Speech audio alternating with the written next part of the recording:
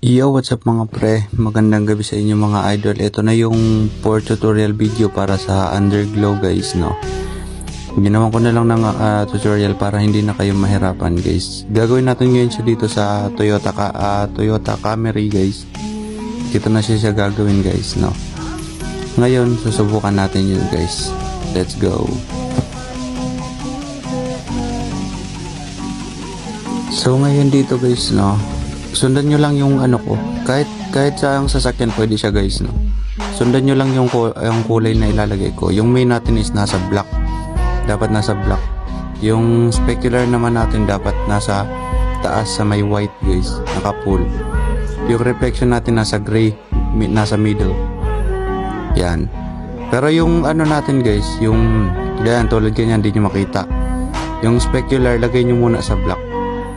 Yan, lagay nyo muna yung ano guys, no, yung specular guys, lagay nyo muna sa black.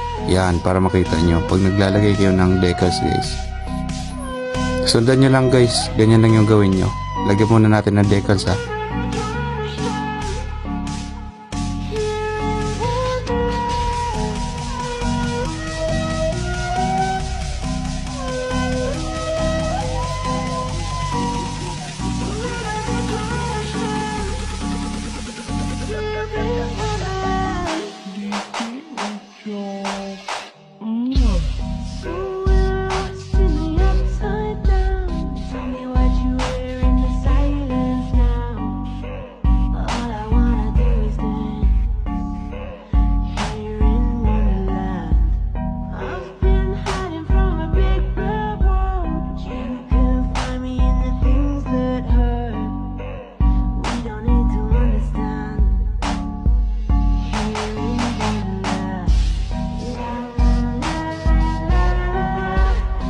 So bali nga pala guys, dito na sisimulan na natin guys, no.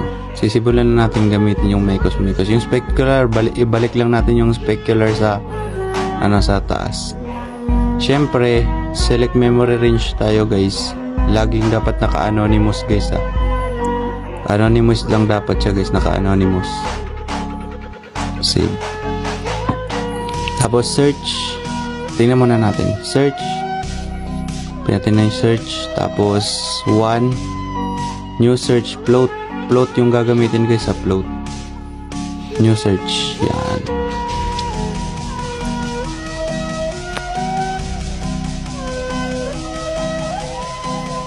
Tapos dito naman sa pangalawa guys, ito lagay nyo sa baba. Yan yung specular guys, lagay nyo sa baba.